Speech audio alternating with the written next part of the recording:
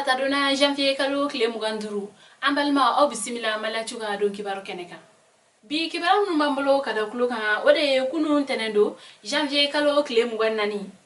mali chamache fanga nyemaw ule sebendo ke Denmark finitigu ka ulula seginchido okono kibaro mserama ulukonne ayire kafo mali transition nyamaw ulukoni bora akalama kafo ko Denmark finitigu ko ulu donana mali jamana kono force takuba ale kele bolo ukungondala mali transition nyamaw ule ayere ka foko Denmark finitigi nunu nana kasoro ulu yere konte fos kalama kuwa ko unu ulu jema kante ko mali ni abara nyogon ko uga bara nunu konnala kenengere ne ala kata anyesi jetike wale taba ulu kele luma ko benga sebedo konne kanga labato no asoro ni jamanam finitigi ukanga na mali kono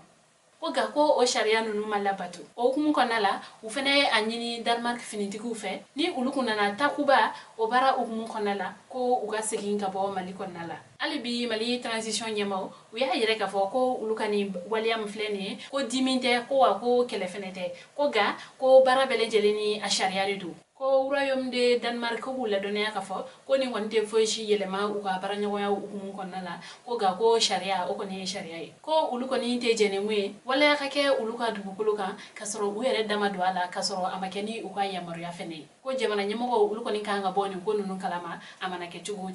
kibara wara mambulo kada ukuluka ore mali koroya fanfe kerengere ni ala Mauritanie aleni mari franchalala Mauritanie jawgela wolonvla bingalge wala do koni sefe ulukoni be bonela unina kibara nserama ulukoni ayire kafo terendo janvier kalo kletan wolonvla ko Mauritanie jagokela do ni ulukoni humbotola do Mauritanie kado mali konnala ko ni bingalge wala taraka nyesi ni ndugude nunuma tarabakoro aleni accord o chelala nara marabulu konnala ko ma wolonvla ulukoni bela jeleni bonela unina ni wala ya chejugu koni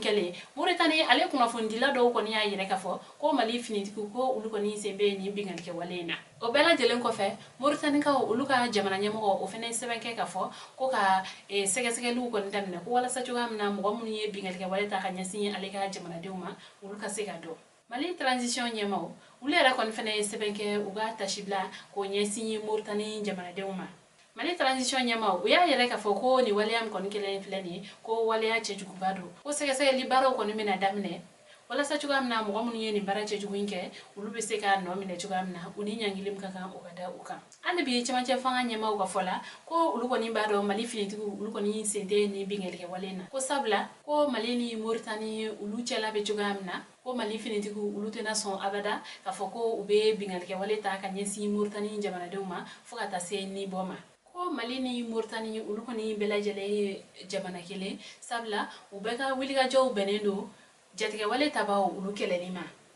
ko ga obenata sege lu kon menake wala sa chuga mna ka seka fusiri ni kodana ni baraju winke baka ko mune odi nyangilim kaka o gadawka kibara wara mambulo kada kuloka ore transition nyama keren ne ala marabulo ko ministry ni o gouvernement ka chila sila refere o sebenke ka kuna fonia do ko ni ngalontiya no ulukoni charle no bololo fambe ka wala do na ka fo abe clé dama dobo mado ni ayire la ka fo ko ngani mantula ulukoni sebendo ke kabla bololo sanfe ka yire ka fo ko mali jamana ko ulukoni ayire ka fo ko baranyo foste na teme uni franci jamana ni nyogon chatuni kataka jete wale tabaw keleli fanfe jagoni yiri wasraw fukata se fenweroma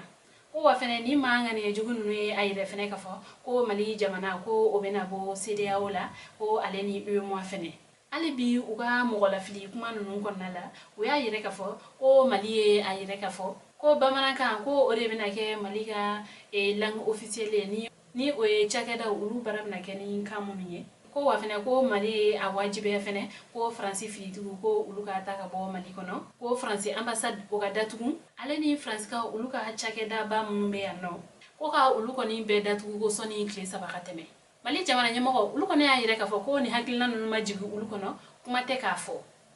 ko wa fene ko wiliga jow be sena ko mamun ko ni sembe ni mu ko blala nyokona kuma nunu folla ko ka seka umne uli nyangilim kaka o ga da uka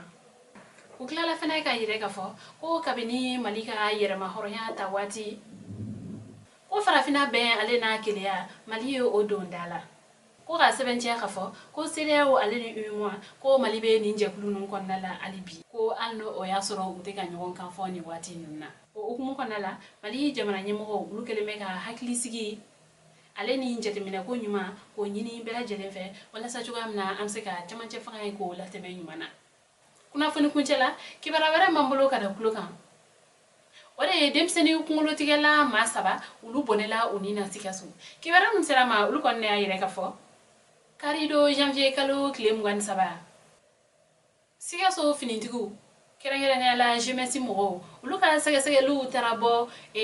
denmisɛnnin kunkolotigɛla dɔw olu kɔni dagayɔrɔ kan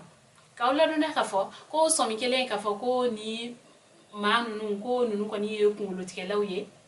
ko dugudenw olu yɛrɛ kɔni fana ye u senfa ka se ni yɔrɔ kofalen in na yen nɔ ko olu kɔni taara firi ni maa ninnu ka yen nɔ ka taa sɔrɔ mɔgɔ 6 ɲɔgɔnna kɔni de bɛ so dɔ kɔnɔ yen nɔ ni a yɛrɛla ka fɔ ko nin so in yɛrɛ kɔni ye u ka formation kɛyɔrɔ de ye ko nka o soba in kɔnɔna la a yɛrɛla ka fɔ ko denmisɛnnin kunkolo dɔw tigɛlen kun bɛ yen nɔ u kɔni ye maa minnu sɔrɔ yen nɔ sa u ye bugɔli da yɛrɛ o mɔgɔ ninnu na o maa kelen kɔni bɛ yen nɔ o sera ka boli u la k'u bugɔ k'u da joli la o ma ɲɛ u tilala k'u jeni fɛnɛ a tɔ 2 ninnu kɔni u ye olu ɲɛnɛma minɛ ni ka olu kɔni ɲininka olu kɔni ne sɔrɔla ka na ni kunnafoni tɔw ye k'a yɛrɛ ka fɔ ko olu kɔni ka ɲɛmaw bɛ yen nɔ wa u minɛla ka sɛbɛn dɔw yɛrɛ kɔni fɛnɛ to u bolo sɛbɛn ninnu kɔnɔna la i kɔni tun bɛ u ka karamɔgɔw olu tɔgɔ ale ni u ka nimero fɛnɛ ye nka finitigiw olu fɛnɛ tilala ka u sen don ni waleya ninnu kɔni na ni ka sɛgɛsɛgɛli baaraw daminɛ k'aw ladɔnniya ka fɔ ni denmisɛnnin kunkolotigɛla minnu fagalen filɛ nin ye ni waleya ninnu kɔni kɛla Wayɛrɛmaden ale ni Mamasuni